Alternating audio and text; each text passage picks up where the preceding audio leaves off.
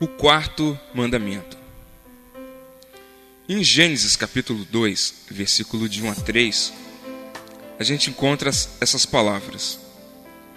Assim, pois, foram acabados os céus e a terra, e todo o seu exército, e havendo Deus terminado no dia 7º a sua obra que fizera, descansou nesse dia de toda a sua obra que tinha feito, e abençoou Deus o dia 7º e o santificou, porque nele descansou de toda a obra que como Criador fizera.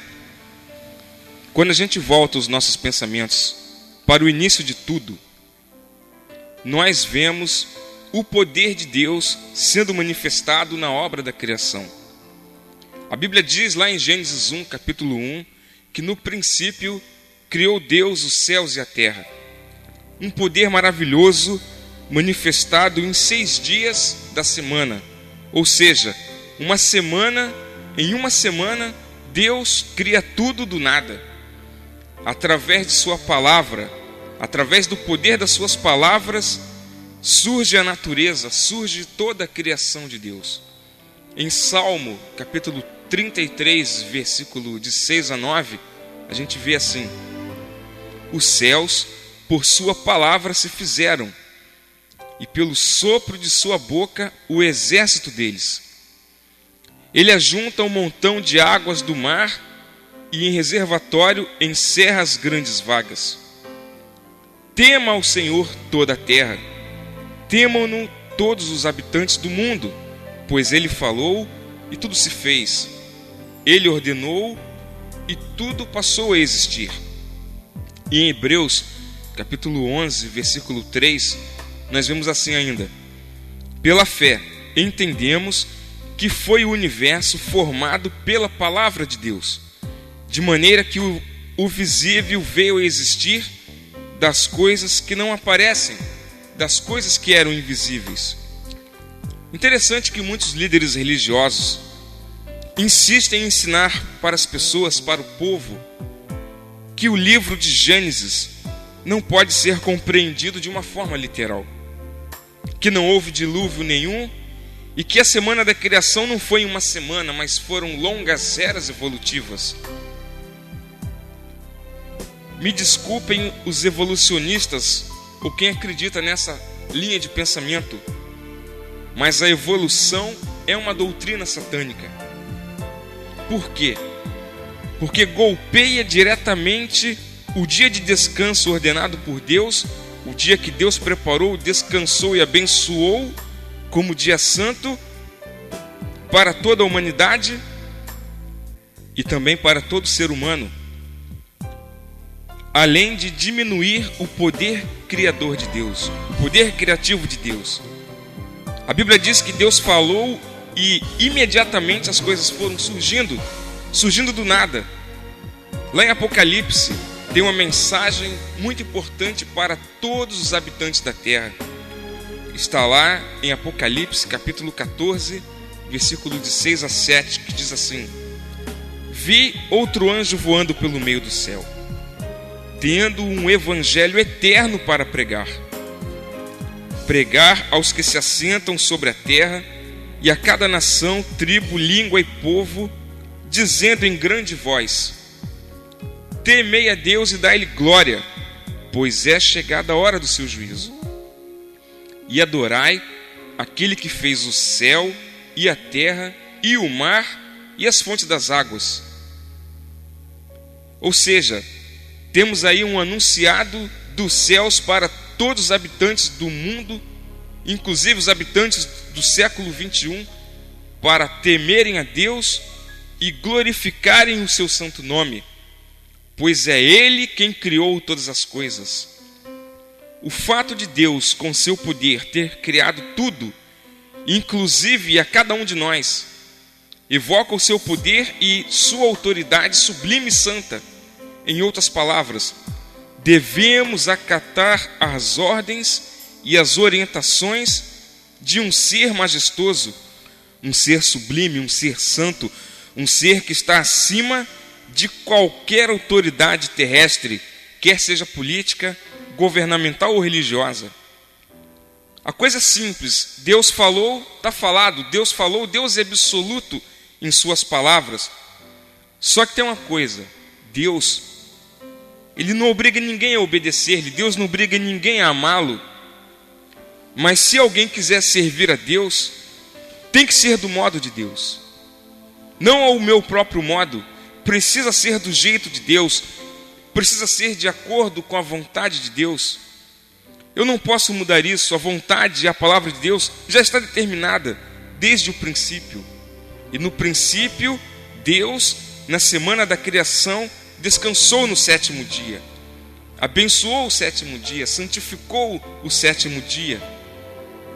Deus não estava cansado, mas nos deu o exemplo de como Ele queria que as coisas funcionassem. E qual é o sétimo dia da semana? A Bíblia responde isso. Vamos ver isso em Êxodo, capítulo 20, versículo do 8 ao 11, onde nós encontramos justamente o quarto mandamento da lei de Deus, que diz assim: lembra-te do dia de sábado para o santificar. 6 dias trabalharás e farás toda a tua obra, mas o sétimo dia é o sábado do Senhor teu Deus. Então a Bíblia responde que o sétimo dia é o sábado do Senhor teu Deus. Não farás nenhum trabalho, continua a leitura, nem tu, nem teu filho, nem tua filha, nem teu servo, nem tua serva, nem teu animal, nem o forasteiro das tuas portas para dentro. Por quê? Por que Deus pede isso da humanidade? Porque Ele é o Criador. Porque em 6 dias fez o Senhor os céus e a terra e o mar e tudo o que neles há. E ao sétimo dia descansou.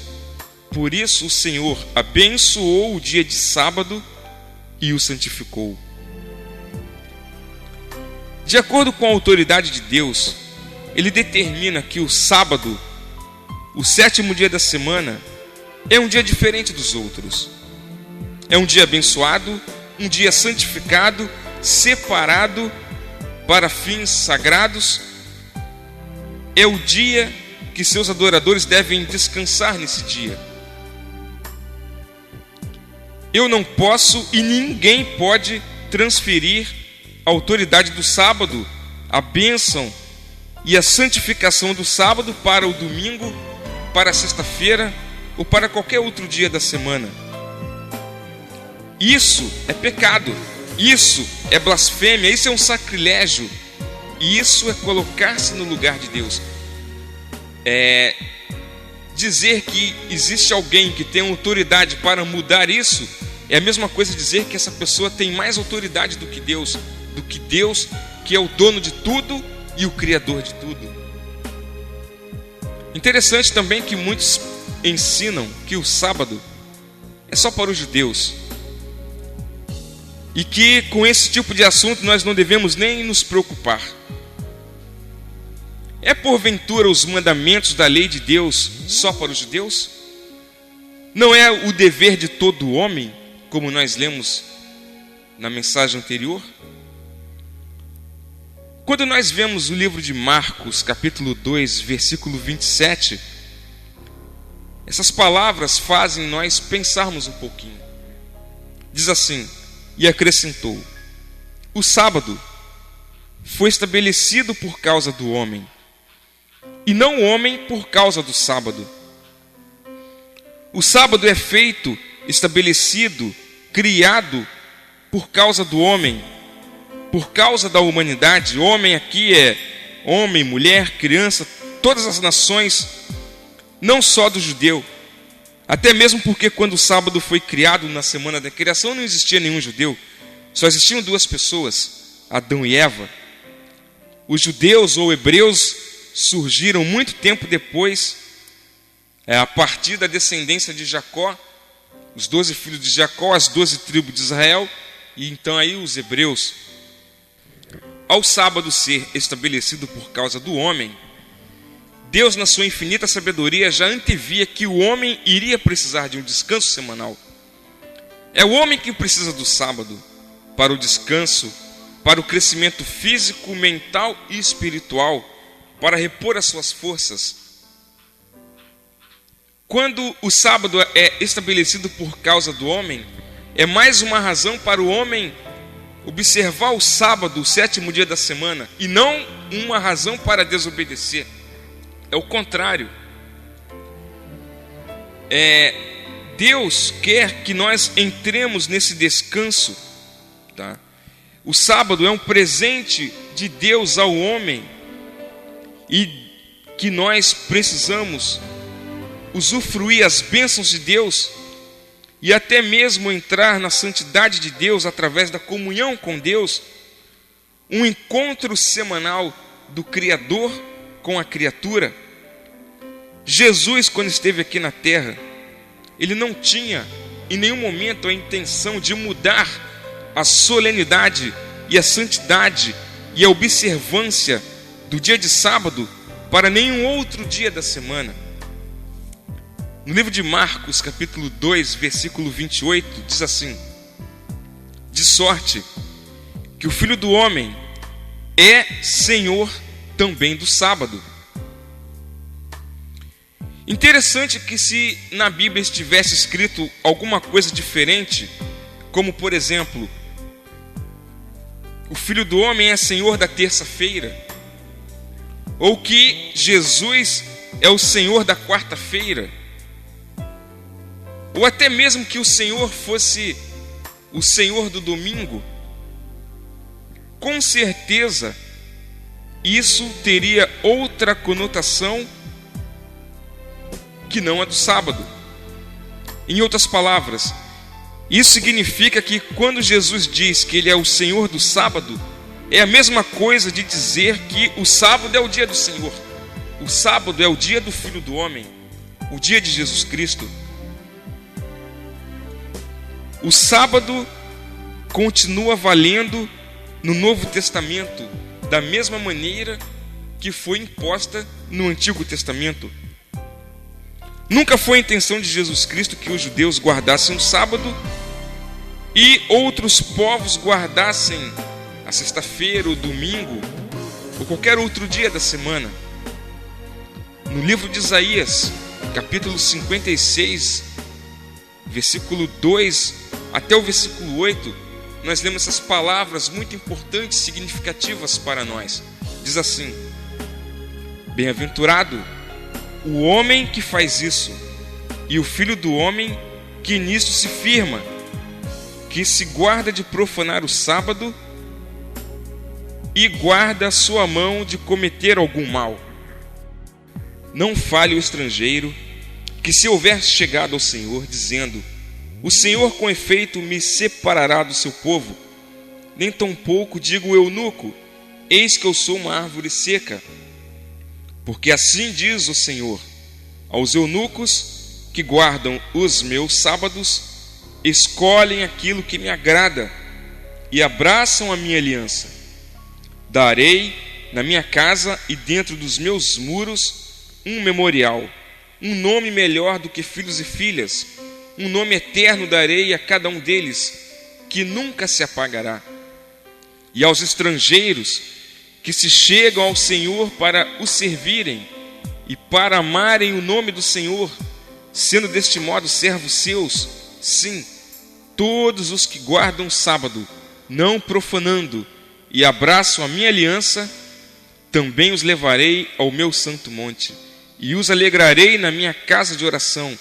Os seus holocaustos e os seus sacrifícios serão aceitos no meu altar, porque a minha casa será chamada casa de oração para todos os povos. Então nós percebemos que quem não é judeu é estrangeiro. E o estrangeiro deve abraçar a aliança de Deus, que é guardar o sábado, que é a santificação do sábado. Da mesma forma que a lei de Deus é eterna, o sábado também é eterno.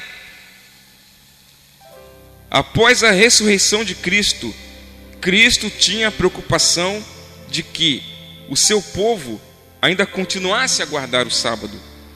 Nós vemos isso lá em Mateus capítulo 24, versículo 20, que diz assim: Ora, orai para que a vossa fuga não se dê, nem no inverno, nem no sábado. Qual será o dia que os remidos, os salvos, guardarão no céu e por toda a eternidade? A Bíblia também fala sobre isso. Isaías, capítulo 66, versículo 23, que diz assim: e será que de uma festa da lua nova a outra, e de um sábado a outro, virá toda a carne a adorar perante mim, diz o Senhor. Então nós percebemos aqui que existe um céu e uma terra renovada, onde os salvos guardarão o sábado por toda a eternidade. Se você pensa em ir um dia para o céu, parabéns, essa deve ser a intenção de todo ser humano. Mas saiba de uma coisa: quando você chegar lá, o dia que você vai guardar, juntamente com os remidos, é o sábado semanal, o 7º dia da semana. Interessante também que, se esse assunto não fosse tão importante como ele o é, Deus não teria nos dado tantos detalhes. Não haverá um céu onde um grupo estará guardando o sábado, outro grupo guardando o domingo e outro grupo ainda guardando a sexta-feira. No céu nós seremos uma família, o povo de Deus. A Bíblia diz que a minha casa será chamada casa de oração para todos os povos. Era a vontade de Deus que todos os povos se congregassem na presença de Deus e abraçassem a aliança de Deus, que é a guarda do sábado. No céu seremos um só rebanho, conduzidos por um único pastor, o nosso Senhor Jesus Cristo, o Senhor do sábado. Que Deus possa esclarecer a sua mente sobre esse assunto muito importante e que você possa também entrar no descanso de Deus. A Bíblia diz: resta um repouso, um descanso para o povo de Deus. E o povo de Deus só vai entrar nesse descanso a partir do momento em que ele começar a respeitar e obedecer o 4º mandamento da lei de Deus, que diz assim: lembra-te do dia de sábado para o santificar. Que Deus te abençoe. Amém.